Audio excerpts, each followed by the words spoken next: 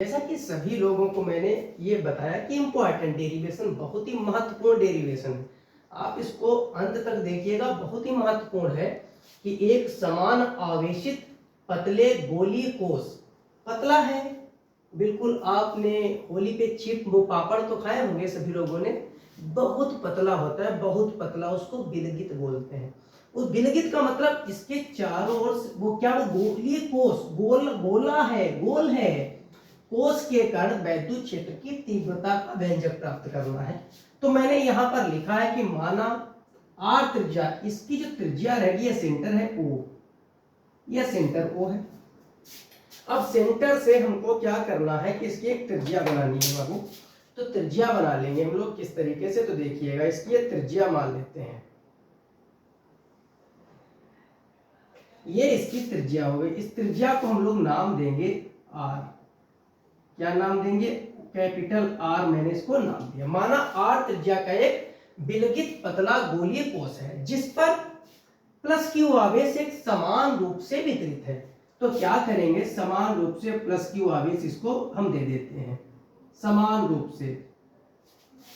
अब इसको करने का एक तरीका आप लोग समझिएगा, तभी समझ में आएगा, वरना आपके समझ में नहीं आएगा। वैद्युत क्षेत्र की तीव्रता का व्यंजक हम लोग प्राप्त कर लेंगे बहुत ही आसानी से। क्या लिखा, एक समान, आप पेपर में पूछता है 5 नंबर में, एक समान आवेशित पतले गोलीय कोश के कारण, गोला है उसके कारण जो है वैद्युत क्षेत्र की तीव्रता ज्ञात करनी है, व्यंजक प्राप्त करना है। एक चीज बताएं, इस पर कौन सा आवेश है? धनावेश। आवेश के बारे में मैंने बताया था, जब धनावेश होता है तो वैद्युत क्षेत्र की तीव्रता बाहर की ओर होती है, ठीक। अगर माइनस आवेश है तो वैद्युत क्षेत्र की तीव्रता अंदर की ओर होगी, यह विशेष ध्यान रखना है। क्या इतना आप लोगों के समझ में आया? अब हम क्या करेंगे, छोटी सी बात आप लोग बताएं। अब हम बिंदु क्या लिखेंगे, सबसे पहले संकेंद्रीय मान लेंगे, संकेंद्रीय एक यहां से एक आर दूरी पर, ये स्मॉल आर, एक बिंदु स्मॉल दूरी पर एक बिंदु है पी, आप लोग समझिएगा। एक बिंदु ओ, ओ जो है ओ है केंद्र, और केंद्र संकेंद्र का मतलब दोनों का केंद्र समान हो तो संकेंद्र। अब क्या करेंगे, बाहर की ओर यहां पे डालेंगे पृष्ठ से नंबर 1, क्योंकि गोलीय जो कोश होता है उसके कारण 3 तरीके की वैद्युत क्षेत्र की तीव्रता ज्ञात की जाती है गोल चीज पर, ठीक है। एक पृष्ठ से बाहर, दूसरा पृष्ठ के ऊपर, और तीसरा पृष्ठ के अंदर। 3 स्थितियां होती हैं ज्ञात करने के लिए, 5 नंबर में डेरिवेशन आती है बोर्ड एग्जाम्स में, ध्यान रखिएगा। तो अब क्या करेंगे, मैं पहली हेडिंग डालूंगा गोलीय कोश या पृष्ठ के बाहर, ठीक है। क्या? वैद्युत क्षेत्र की तीव्रता, यानी वैद्युत क्षेत्र, इतना ही हेडिंग लगा दीजिए आप लोग, इतना क्लियर करिएगा। इतना हेडिंग लगाएंगे तो क्या लिखेंगे, पहले मैं फिगर समझाऊंगा। तो अब बाहर की ओर मैंने इसको त्रिज्या जो माना है स्मॉल आर, स्मॉल आर। अब यहां पर इसको मैं इसी से एक गॉसियन पृष्ठ की कल्पना करूंगा, गॉसियन पृष्ठ, मैं यहां से एक गॉसियन पृष्ठ की कल्पना करूंगा। ये गॉसियन पृष्ठ की कल्पना करते हैं भाई। ओ बिंदु से बाहर की ओर की जब बात करूंगा तो बिंदु P पर हमें वैद्युत क्षेत्र की तीव्रता ज्ञात करनी, ये मैं बना रहा हूं गॉसियन पृष्ठ।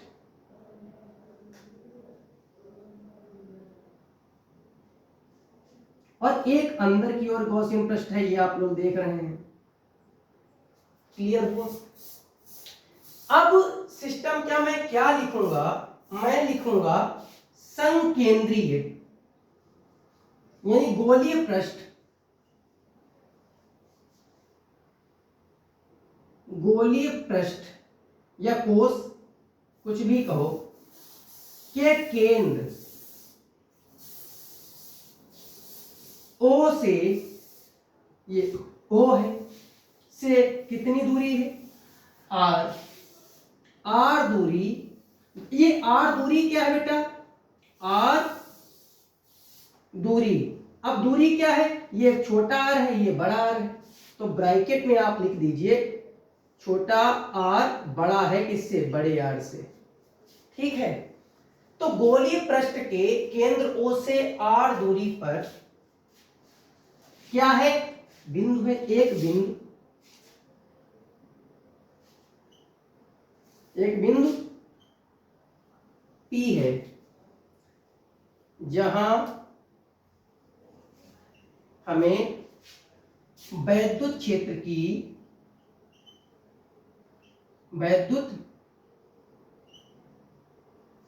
की तीव्रता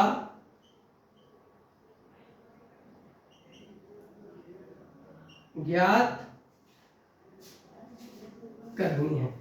इतना समझ में आया, ध्यान से सुनिएगा। पहले सबसे पहले क्वेश्चन क्या आएगा, एक समान आवेशित पतले गोलीय कोश के कारण, गोले के कारण वैद्युत क्षेत्र की तीव्रता 3 जगह पर आपको ज्ञात करनी होती है, एक पृष्ठ के बाहर, एक पृष्ठ पर और तीसरी पृष्ठ के अंदर। मैंने पृष्ठ बना दिया और उस माना आर त्रिज्या का एक विलगित पतला, बहुत पतला है गोली कोश है जो मैंने बनाया था, जिस पर धनावेश यानी एक समान है, यानी प्लस क्यू आवेश एक समान रूप से वितरित है, मैंने प्लस क्यू आवेश दे दिया। अब क्या करूंगा, ओ से मैंने, अब पृष्ठ के बाहर जब मैं ज्ञात करूंगा तो मैं हेडिंग क्या डालूंगा, गोली पृष्ठ के बाहर वैद्युत क्षेत्र। अब केंद्र ओ से आर दूरी पर एक बिंदु P है, जहां पर हमें यानी इस तरीके से बड़ा है तो ज्ञात करनी है, तो क्या लिखूंगा, यहां पर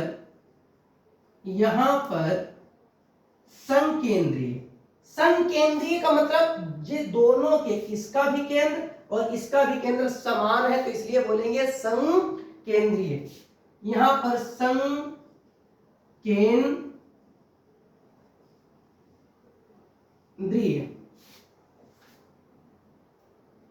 ठीक, ओ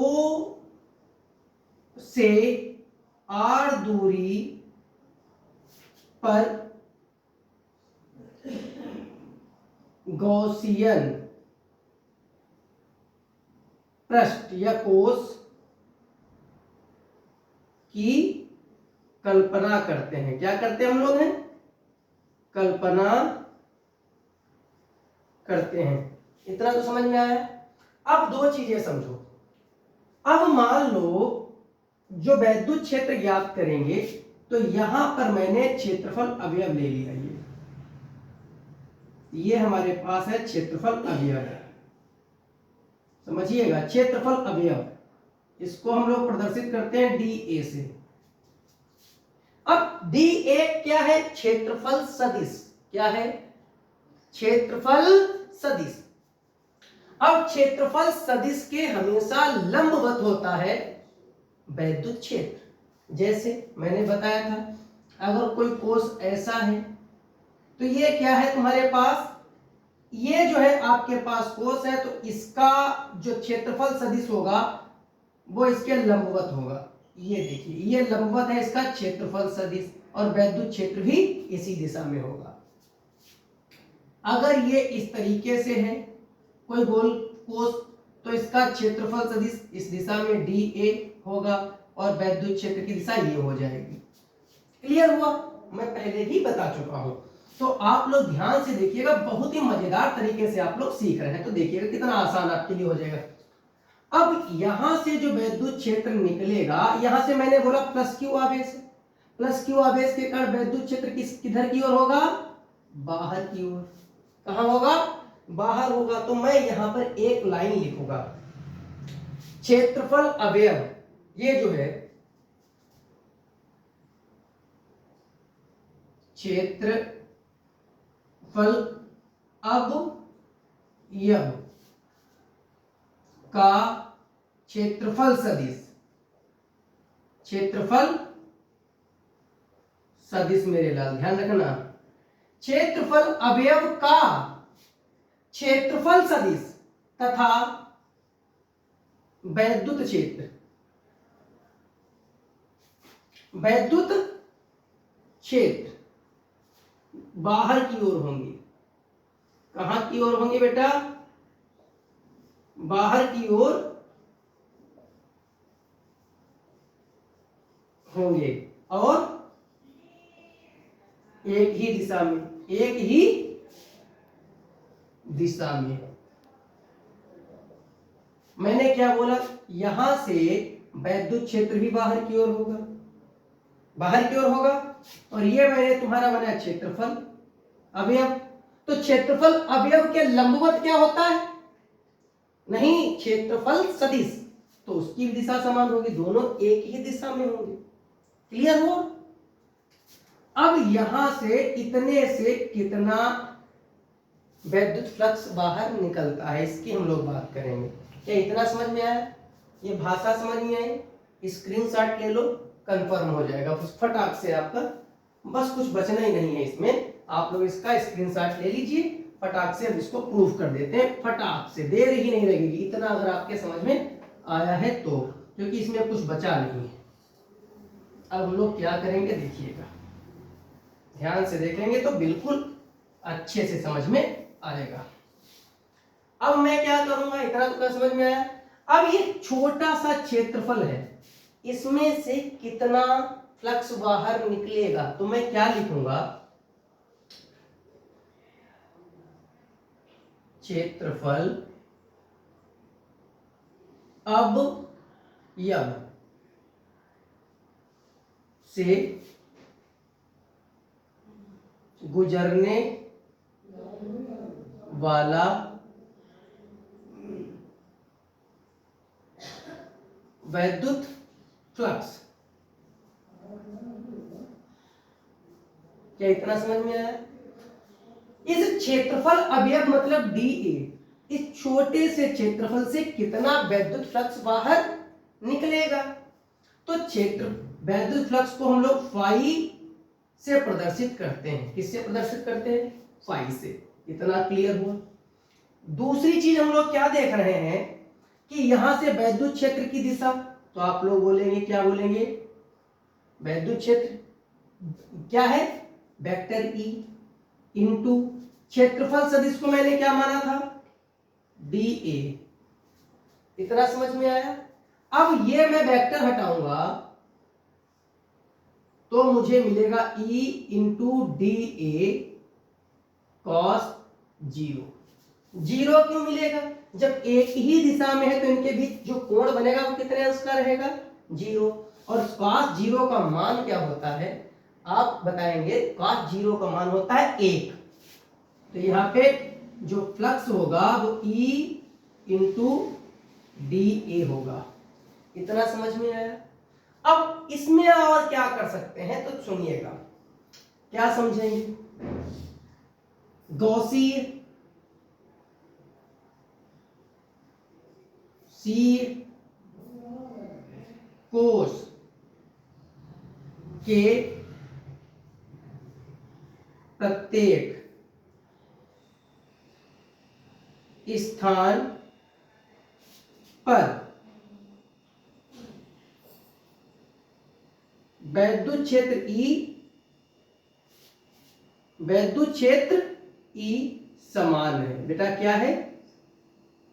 समान है। इतना लिख लोगी कि नहीं लिख लोगी? वैद्युत क्षेत्र क्या है? समान है। जब वैद्युत क्षेत्र समान है मेरे लाल, वैद्युत क्षेत्र समान है तो मैं क्या करूंगा? जब वैद्युत क्षेत्र समान है तो अब क्या करूंगा? संपूर्ण कोश क्या लिखूंगा? अब इतने से निकाला, अब पूरे का निकाल दूंगा। संपूर्ण पृष्ठ से गुजरने वाला वैद्युत फ्लक्स। क्लियर हो गया? तो वैद्युत फ्लक्स जो है फाई बराबर, जब संपूर्ण के लिए बेटा निकल लिखते हैं तो समाकलन करते हैं। क्या करते हैं? समाकलन करते हैं, ध्यान रखिएगा। तो ई जो सदिश होता है उसका समाकलन होता नहीं है, वेक्टर ई मैंने लिखा, समाकलन का मैंने निशान लगा दिया, समाकलन, और मैंने यहाँ पे लिखा डी ए का हो जाएगा। किसका हो जाएगा? डी ए का। अब एक चीज समझिएगा क्या है, जब संपूर्ण के लिए मैं निकालूंगा तो मैं यहां पर क्या लिखूंगा, जो डी ए जो है वो बराबर हो जाएगा ए के। किसके हो जाएगा बराबर? ए के बराबर हो जाएगा क्षेत्रफल। और तुमको खूब पता है कि ए जो क्षेत्रफल है, ए यानी क्षेत्रफल, तो गोले का जो पृष्ठीय क्षेत्रफल होता है 4 पाई आर स्क्वायर, ये तो होता है। तो अब क्या करूंगा मैं, ये हमारे पास जो समीकरण बनेगा फाई बराबर e into 4 pi r square, ये हमारे पास बन गया समीकरण 1। समझ में आया? इससे मतलब नहीं समीकरण यहाँ पे बना दिया। समझ में आया कि नहीं आया? आप लोग भी बताइए, कमेंट करिए। इतना क्लियर है? अब क्या करूंगा, उसके बाद मैं लिखूंगा गॉस की प्रमेय से। अब गॉस की प्रमेय क्या है? फाई बराबर क्यू बटे एप्सिलॉन नॉट, ये होता है समीकरण 2। क्या होता है? ये गॉस की प्रमेय है, फाई बराबर क्यू बटे एप्सिलॉन नॉट होता है। इतना आप लोगों को समझ में आया होगा। आप लोग इसका स्क्रीनशॉट ले सकते हैं, नोट भी करते चलिए फटाफट। इतना अगर समझ में आ गया तो मैं क्या करूंगा, अब बात करूंगा समीकरण, क्योंकि यहां भी फाई का मान है, यहां भी फाई का मान है, तो मैं लिखूंगा समीकरण 1 और 2 से, समीकरण 1 व 2 की तुलना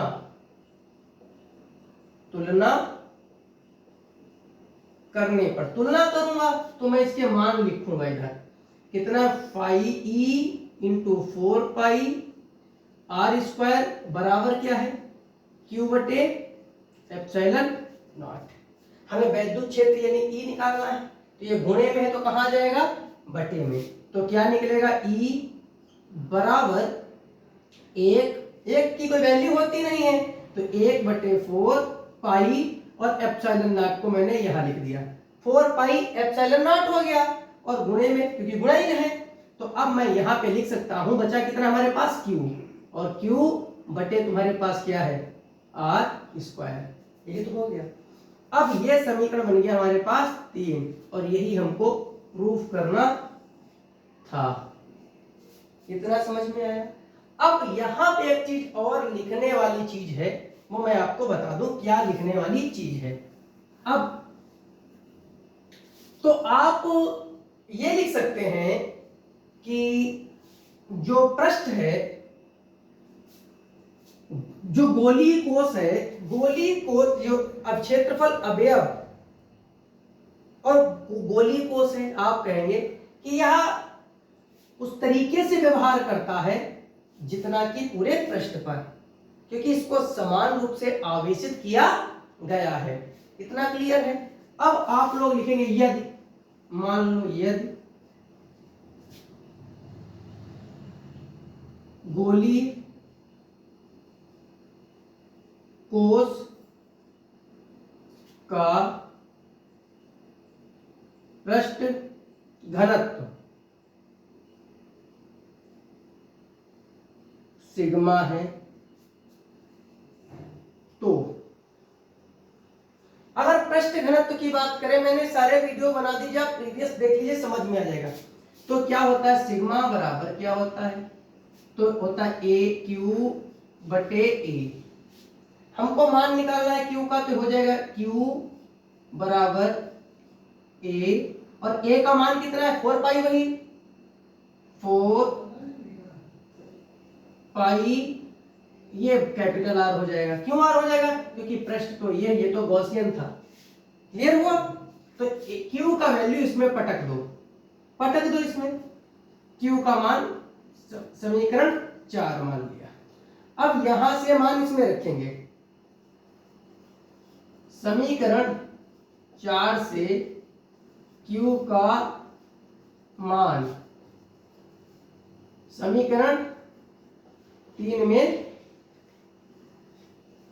रखने पर, 3 में रखो तो E बराबर क्या हो जाएगा, 1/4 pi epsilon not into Q की जगह पे क्या आ जाएगा आपके पास, सिग्मा 4 पाई आर स्क्वायर बटे आर स्क्वायर, यही तो है।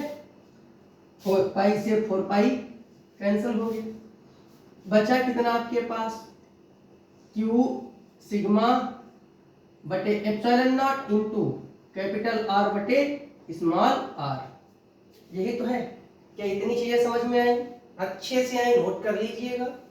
अब उसके बाद हम लोग क्या करेंगे, अब एक हमारा क्लियर हो गया डेरिवेशन, अब मैं पृष्ठ पर ज्ञात करूंगा। अगली हेडिंग लगाइए, अभी पृष्ठ के बाहर था, अब पृष्ठ पर ज्ञात करूंगा। अब किस पर ज्ञात करूंगा, पृष्ठ पर। नंबर 2, कोष पर वैद्युत क्षेत्र, कोष पर वैद्युत क्षेत्र यानी वैद्युत क्षेत्र की तीव्रता। अब मैं बात करूंगा यहां पर, अब यहां पर ज्ञात करूंगा तो ब्रैकेट में लिख दूंगा छोटा r बराबर बड़ा R, दोनों को लगभग मैंने समान मान लिया है। क्या मान लिया है, समान। छोटा r और बड़ा R मैंने क्या मान लिया है, लगभग में क्या है, समान है। तो अब जो भी मैंने समीकरण लिखा है उसी को आप बता दीजिएगा, r बराबर सिग्मा बटे एप्सिलॉन नॉट इंटू बड़ा R बटे छोटा r है। अभी दोनों लगभग बराबर है तो चले काट डालो ना, कट गया। यानी E बराबर सिग्मा बटे एप्सिलॉन नॉट और न्यूटन प्रति कूलम, ये भी, इसको भी हमने सिद्ध कर दिया, हो गया। अब गॉसियन पृष्ठ के अंदर की बात करें तो आप लोग इतने बच्चे नहीं हो, कई बार बता चुके, गॉसियन पृष्ठ के अंदर वैद्युत क्षेत्र, जो गॉसियन पृष्ठ की जो r की दूरी के मुकाबला ये वाली दूरी, ये छोटी सी दूरी त्रिज्या r डैश, ये बहुत कम होगी। अंदर वाले गॉसियन पृष्ठ की जो त्रिज्या होगी इस r के मुकाबले बहुत छोटी होगी, जिसके कारण कोष के अंदर वैद्युत क्षेत्र की तीव्रता शून्य हो जाएगी। तीनों प्रूफ हो गए। कैसा लगा, अगर वीडियो अच्छा लगा हो तो दोस्तों को बताइए, दोस्तों को शेयर करिए और अगले वीडियो का इंतजार करिए। अभी तक अगर चैनल को सब्सक्राइब नहीं किया तो कर लीजिए। मिलते हैं अपने अगले वीडियो में।